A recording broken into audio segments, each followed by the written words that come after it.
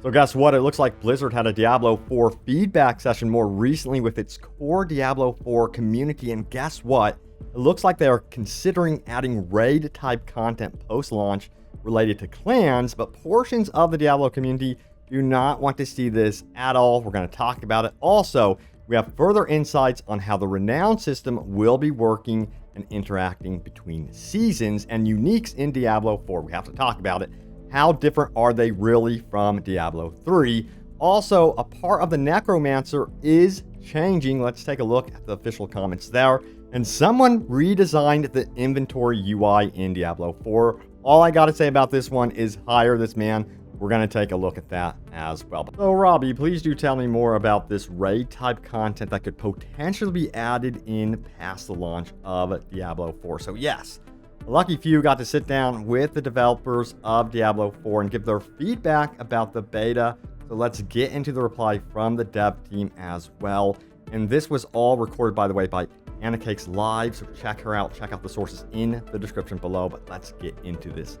First and foremost, about the raids and clans. It says this: currently clans are more for social interaction, but there are currently no clan dedicated activities. At launch, clans will be more about social interaction, but in the future, they will be apparently adding more juice to the experience, or they want to, at the very least. Feedback from the core Diablo players in the feedback sessions stated that they thought it would be cool to be able to use a clan to organize a raid against, say, a world boss, for example. And apparently the dev team really took to this idea and really love this sort of thing. So I got to ask you guys, would you like to see the potential of being able to use a clan and have clan-specific activities like getting together and going after a world boss? I think it sounds pretty cool, but part of the community is also like, whoa, hold up. I don't like this at all. In fact, check out this thread right here, which says Blizzard is considering adding clan co-op only activities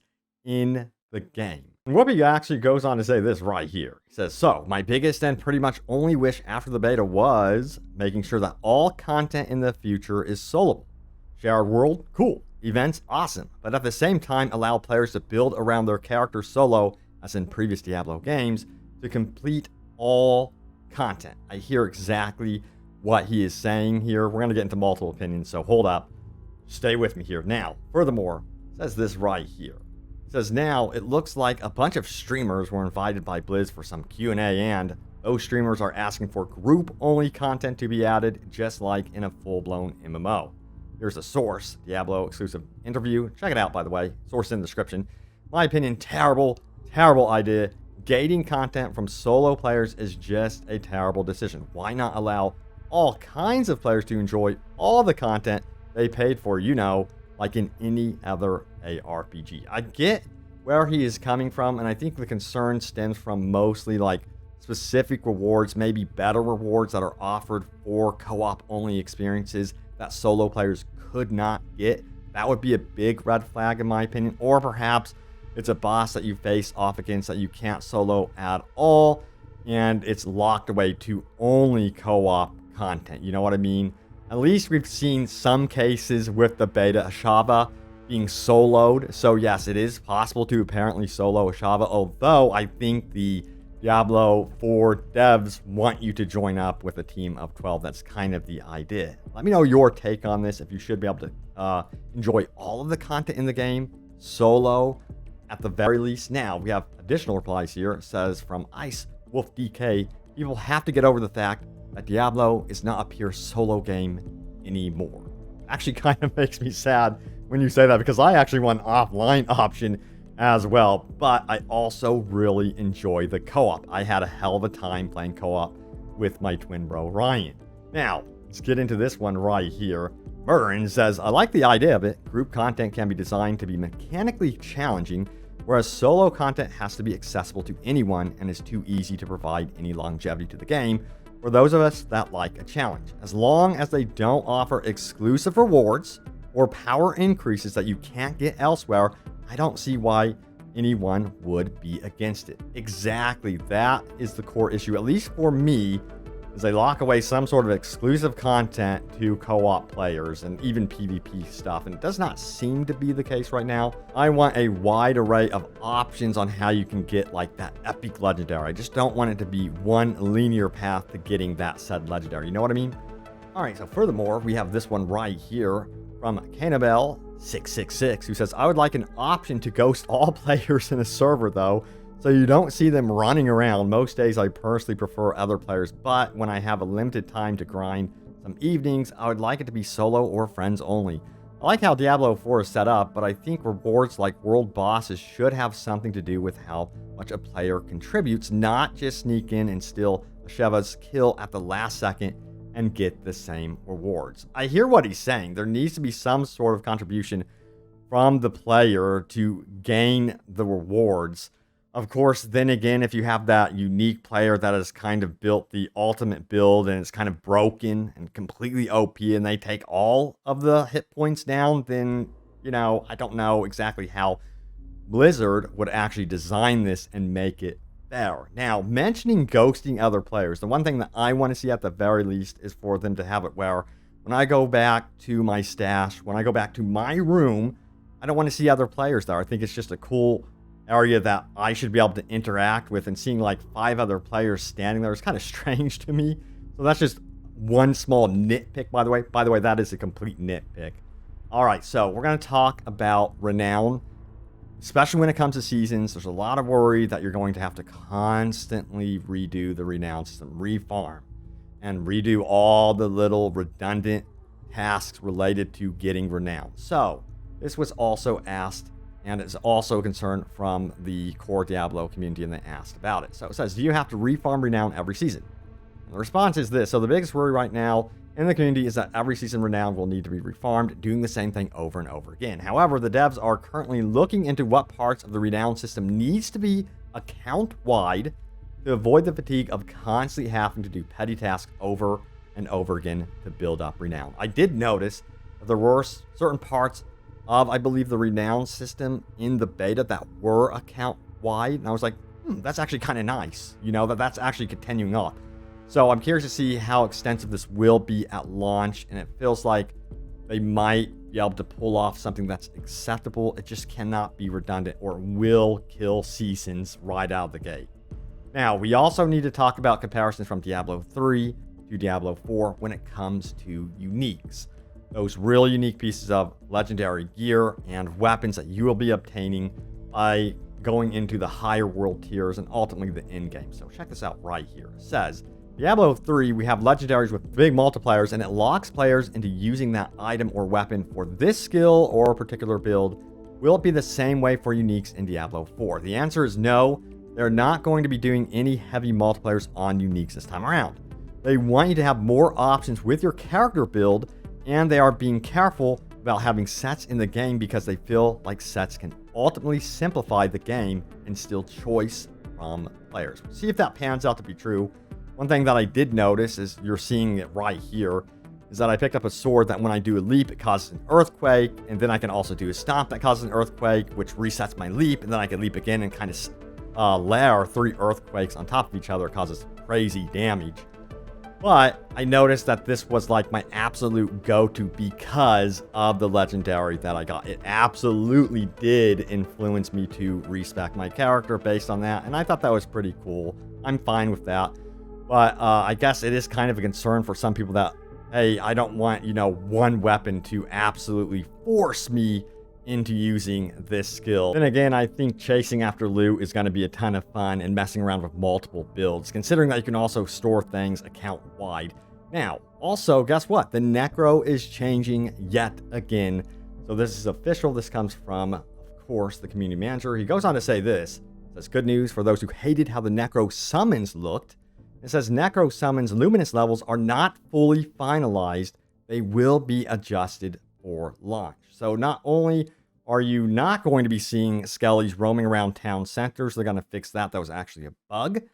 They're going to be adjusting the actual look of the skellies, and apparently a lot of you guys do not like the look of the skellies, but at the same time, I've noticed a lot of you guys do, and you're like, don't touch my skellies. I actually like the look of them. I can see them in battle, and I like the coloring and everything. So I think they should have customization options regarding this. Then again, some of you also noted, hey, Robbie, if they do that, it's going to end up in the battle pass, which I do agree that that could actually be what happens there. But I think more customization options at the end of the day for the skellies would be very, very cool. So you could have like blood skellies, ghost looking skellies. They could do some really neat stuff with that for sure. All right, so let's talk about free trade not being in Diablo and how that's actually affecting the experience. So check this out here. It says, without free trade, Diablo becomes an isolated solo experience. Let me know if you agree with this. The post goes on to read this right here. It says, I really don't understand why people want to essentially have solo experience online. Trading and PvP are what made Diablo 2 a memorable and replayable experience. Running Greater Rifts alone online is an awful game plan for an in-game content. Open everything up. Got some interesting replies to this one. Evan Bolt had a few words. He goes on to say this right here. Let me zoom it out a little bit. It says, while I'm not asking for a solo experience, really do not mind the open world, I strenuously avoided trade and mostly ran solo or with friends when available, but far more solo, The reason I avoided trade is the duping, particularly of Stones of Jordan. Trading for what someone might have duped would have felt like cheating. So he is looking for a more pure experience, which I totally, absolutely respect. And that's why some people in the community completely avoid trade, because it kind of infringes upon that, Now, we also have a shout out who says this. Well, some of us would very much like that for it to be offline. Anyway, yes, please. I hope Diablo 4 becomes an isolated solo experience. That said, trading is bad for the loot hunt, even without or especially without the solo experience. Yeah, and I think the developers are also considering that. They're like a little bit worried that, hey, if we open up free trade and you could trade absolutely everything, legendaries, everything in between, that might actually affect people wanting to go out and explore this beautiful open world that we've actually crafted, or face the world bosses that we've programmed. So I see the reasoning as to why they aren't opening up trade to free trade. Again, sound off on your opinion on this one if you want free trade or not. But yes, we have got to highlight this one. This one comes from So87, I believe it is. And they have completely reworked what the UI should look like for your inventory in Diablo 4 when you actually view an item. Check it out right here. This is so cool and I love it. It says, feedback, item tooltip, UI adjustments, explanation in comments. You can see the analysis right here and the original, how it's kind of cluttered. But if you look at the rework over here to the right, you can see the rework just looks so much better, at least in my opinion. And so many of you actually agree with this. I also like how they have the blue text here. It's just so much easier to see and discern from your core effects that's actually attached to the legendary. So this is how I would love for the UI to actually look like. I don't know if Blizzard can pull off a miracle within the time frame they have right now between now and release, but this is what we want from the look of the UI. Please make it happen, Blizzard. That would be so cool. And yes, hire this man. He knows how to really design the UI stuff for sure. But yeah, there are cool elements of the UI, don't get me wrong, but this is definitely an improvement, at least in my mind. All right, so let's get into your top comments. Remember to leave a comment down below. It could end up in a future video. So let's do this. My most recent video was this one right here. It says, I was not expecting this news today. Golden dungeons, in-game details, and much more. Check out that video if you want all those details. But let's get into what you guys had to say about it. And we have Philip, who says this will be interesting to see what the final product. I hope they learnt their lesson and we will see a game that will take the genre by storm. The end game. The end game is going to be everything, but I can kind of somewhat breathe a sigh of relief that they have tested the end game with an extensive beta test, in-game closed beta test. So at least there's that. They did not do that with previous versions of Diablo. So at least they're in tune to that, Now we have Michael, who says this right here. For the MMO aspects, I think Diablo 4 nailed it. You are alone when you want to be, exploring your dungeons in the dark.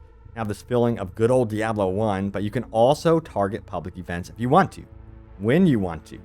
This is very flexible in my opinion and never bothered me as a solo Diablo player at core. However, this MMO open world aspect cannot have a negative impact on your experience as a player when it comes to performance. I really hope they polish that part to the top for launch. And they have to. And considering that it is going to be an online only experience where you have to have an online connection, my biggest fear with some of these games is you develop a nostalgia for them, and then like, what happens if they shut down the servers 10 years down the road and you wanted to revisit the game? That's kind of always the bummer about these online only experiences, is that eventually someday you know that they are probably most likely going to shut down servers. Now we have Cordelia, who says this right here: I like the MMO aspect of Diablo 4. It's not like the other players you see have any impact beyond the most basic of interactions when you see them.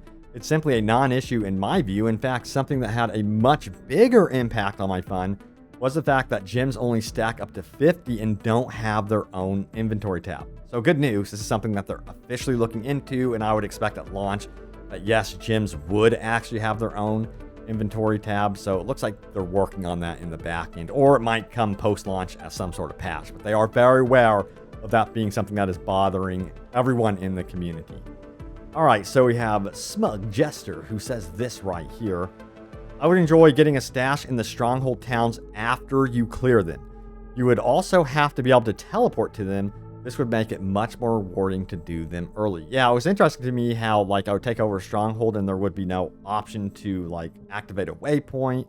But I'm wondering if they also want you to traverse their world that they built. They want some sort of traversal time between towns and enjoy some of the artwork and some of the interactions that might be more, prevalent in the final build of the game, where there might be more random encounters. So I don't know. I just think that having the option to be able to fast travel a bit more can be both a good thing and a detrimental thing to an open world experience. If the open world is not interesting, then yeah, give me fast travel, of course. And if I'm in the same area over and over again, at least give me that option. So I do agree having some sort of fast travel system at the stronghold would ultimately be a good choice. But thank you all so much for watching. Stay tuned here for more Diablo 4 news and updates and open world gaming goodness. I have you guys covered, and I will see you all next time. Take care.